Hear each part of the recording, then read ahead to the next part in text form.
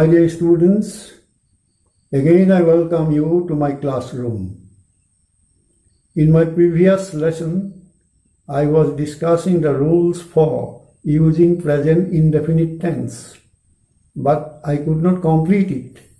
Today I am going to complete the topic. এতিয়া মই তোমালোকক প্ৰথমে এটা অসমীয়া বাক্য কৈ লওঁ। গড়গাঁও আহোম ৰাজ্যৰ ৰাজধানী। এই বাক্যটো আমি বুৰঞ্জীত পাইছোঁ। বুৰঞ্জীয়ে এই বাক্যটো এই তথ্যটো আমাক দিছে। হিষ্ট্ৰী হেজ গিভন আছ দিছ ইনফৰমেশ্যন। গতিকে এনেকুৱাবিলাকক আমি এটা নাম দিব লাগিব, যিহেতু ই বুৰঞ্জীমূলক সত্য কথা। গতিকে ইয়াক এই পইণ্টটো আহিব হিষ্টৰিকেল ট্ৰুথ। গতিকে তোমালোকে বুজি ল'বা যে বুৰঞ্জীমূলক সত্য কথাবিলাক প্ৰেজেণ্ট ইনডেফিনিট টেন্সত ব্যৱহাৰ কৰিব লাগিব। গতিকে এইটো হ'ব হিষ্টৰিকেল ট্ৰুথ। এতিয়া আমি অসমীয়া বাক্যটো ইংৰাজীলৈ ট্ৰান্সলেট কৰোঁ। Now we are going to translate the Assamese sentence into English. ইংৰাজীত হ'ব Gargaon is the capital of the Ahom kingdom. এনেকুৱা বাক্য তোমালোকে আৰু ভাবা, আৰু ভাবি নিজে কৰি পেলাই তোমালোকৰ জ্যেষ্ঠজনক বা তোমালোকৰ ছাৰ বাইদেউসকলক দেখুৱাবা।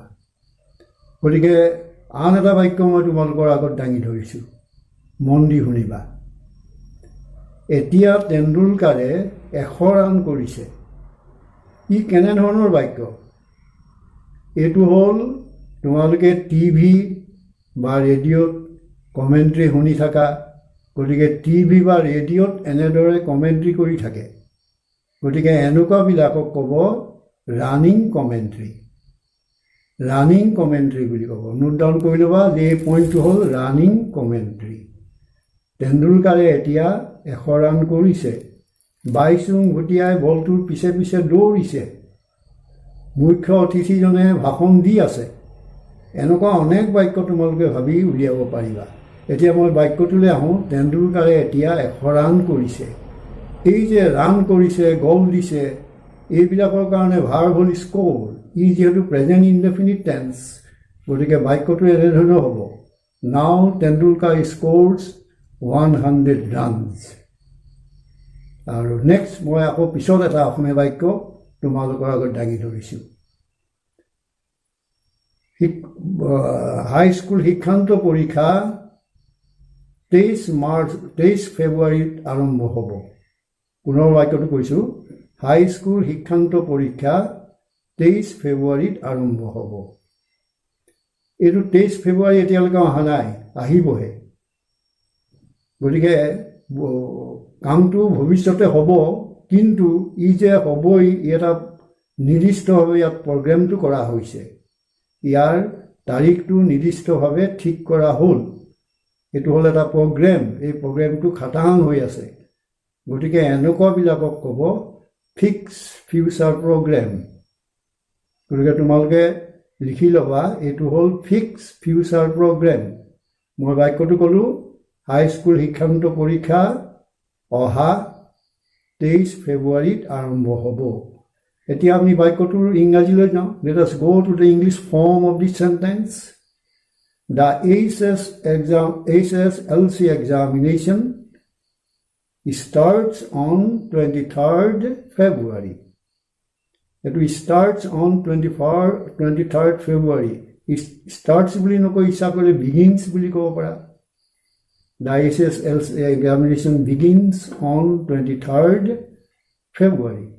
বা ইয়াৰ ঠাইত তোমালোকে commence বুলিও ক'ব পাৰা। The HSLC examination commences on 23rd February. এইবিলাক হ'ল ফিক্স ফিউচাৰ প্ৰগ্ৰেম। আৰু অসমীয়াত মই আন এটা বাক্য কৈছোঁ, এনেধৰণৰ আৰু হ'ব পাৰে যে কালিলৈ চিফ মিনিষ্টাৰ আমাৰ ইয়ালৈ আহি আছে। গতিকে এইবিলাক চিফ মিনিষ্টাৰ আহিব, এইবিলাক ফিউচাৰ ফিক্স প্ৰগ্ৰেম। গতিকে এনেকুৱাবিলাক হ'ব the chief minister arrives here টুমৰো।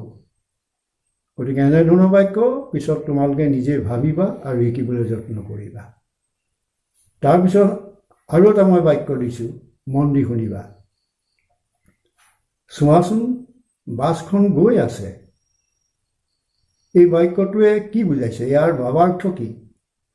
ই মানে এটা আৱেগ বুজাইছে, আৱেগত কৈছে, আনন্দত ফূৰ্তিত আৱেগত কৈছে যে চোৱাচোন বাছখন গৈ আছে, চোৱাচোন হিৰোজন আহি আছে। এনেকুৱা ধৰণৰ বাক্যবিলাকক সাধাৰণতে এক্সক্লেমেটৰী চেণ্টেন্স বুলি কৈছে। গতিকে এইবিলাকে এক্সক্লেমেশ্যনটো বুজাইছে, সেইকাৰণে ইয়াক আমি এক্সক্লেমেটৰী বুলি নামাকৰণ কৰিছোঁ। আৰু এক্সক্লেমেটৰীবিলাক সদায় প্ৰেজেণ্ট ইনডেফিনিট টেন্সত ব্যৱহাৰ হ'ব। গতিকে এই বাক্যটো মন কৰা, চোৱাচোন বাছখন গৈ আছে, কণ্টিনিউ হৈ আছে, অথচ ই কণ্টিনিউৱাছ কৰিব নোৱাৰোঁ আমি বা নকৰোঁ। লুক দ্য বাছ গ'জ, এনেদৰে আমি ইংৰাজীত ক'ব লাগিব। বা লুক দ্য হিৰো কামছ, এনেধৰণৰ বাক্য তোমালোকে আৰু ভাবিবা আৰু ইংৰাজীলৈ অনুবাদ কৰিবা, তেতিয়া ইংৰাজী ভাষা শিকিব পাৰিবা।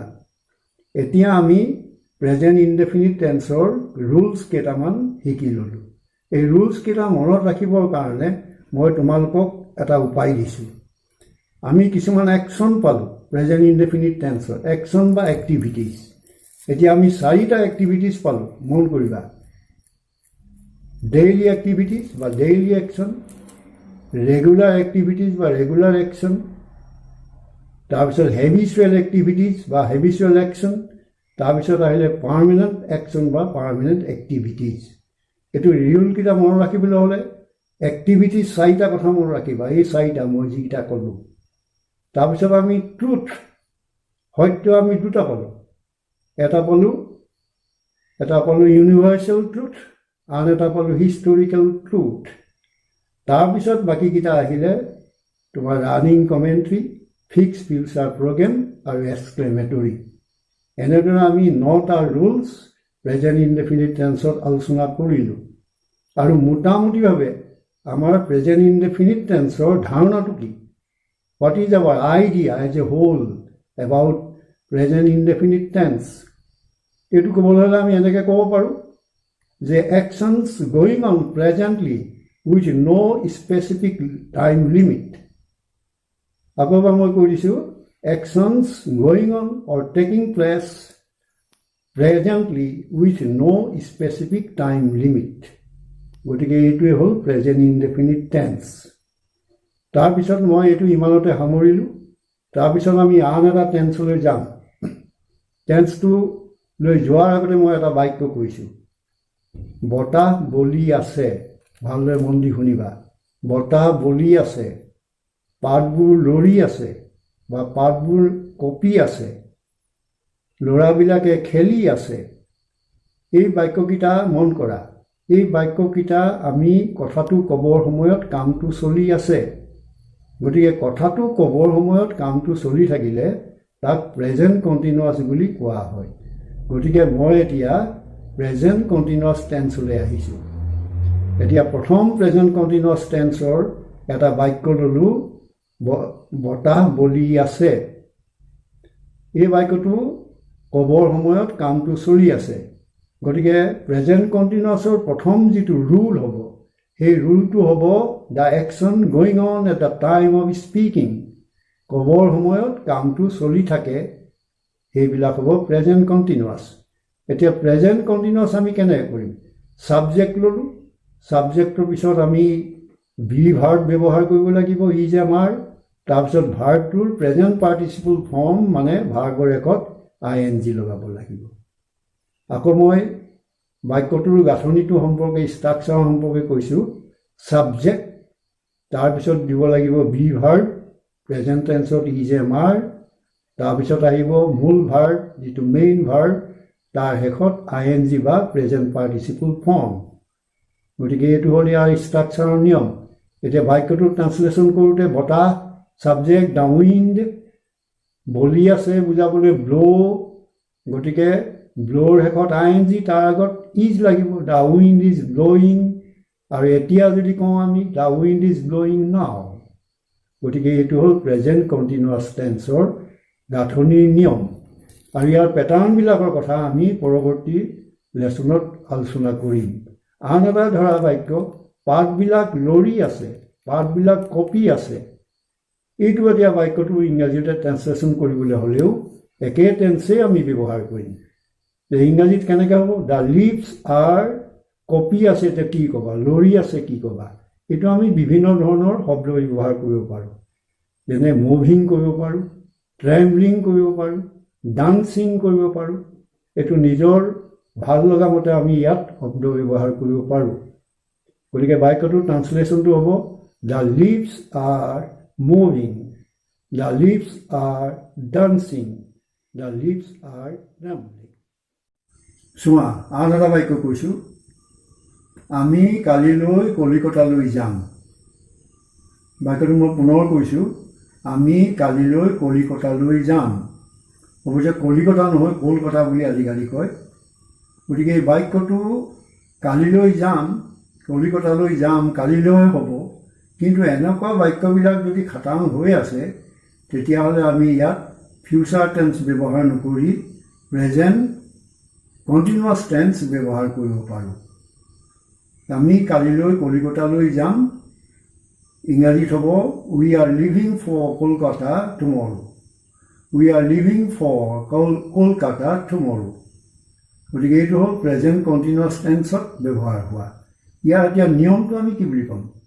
এইটো নিয়মটো হ'ব ভৱিষ্যতে কিছুমান কাম খাটাং হৈ থাকিলে প্ৰেজেণ্ট কণ্টিনিউৱাছ টেন্স ব্যৱহাৰ কৰিব পাৰি বা প্ৰেজেণ্ট কণ্টিনিউৱাছ টেন্স ব্যৱহাৰ কৰা হয়। ইংৰাজীত হ'ব actions sure to be taken place in future. গতিকে এনেকুৱা ধৰণৰ বাক্যবিলাকো আমি প্ৰেজেণ্ট কণ্টিনিউৱাছ টেন্সত ব্যৱহাৰ কৰোঁ। আজিকালি বহুতে ফিউচাৰ টেন্সত ব্যৱহাৰ হ'বলগীয়া বাক্য প্ৰেজেণ্ট কণ্টিনিউৱাছ টেন্সতে ব্যৱহাৰ কৰি থাকে। গতিকে এইকেইটাই নিয়ম হ'ল প্ৰেজেণ্ট কণ্টিনিউৱাছ টেন্সৰ ব্যৱহাৰ। Now you see the use of be verb. Be verb present tense is and are. আৰু past tense যদি হয় was were. এতিয়া is and are এইকেইটা কেতিয়া ব্যৱহাৰ হয়? ফাৰ্ষ্ট পাৰ্চন I, তাৰপিছত আহিব am, প্লুৰেল নাম্বাৰ we, তাৰপিছত আহিব are, second person in both the numbers, second person দুইটা নাম্বাৰতে ছিংগুলাৰ প্লুৰেল আৰেই লাগিব you are, third person singular number, এইটো মন কৰিবা, third person singular number is, he is, she is, it is, but in the plural number are, they are. এইটো হ'ল third person plural নাম্বাৰত আকৌ আৰ লাগিব। এইকেইটা হ'ল বি ভাৰ্ব ব্যৱহাৰৰ নিয়ম। আমি পৰৱৰ্তী কালত আৰু বহুলভাৱে আলোচনা কৰিম। Now let me stop here. Thank U.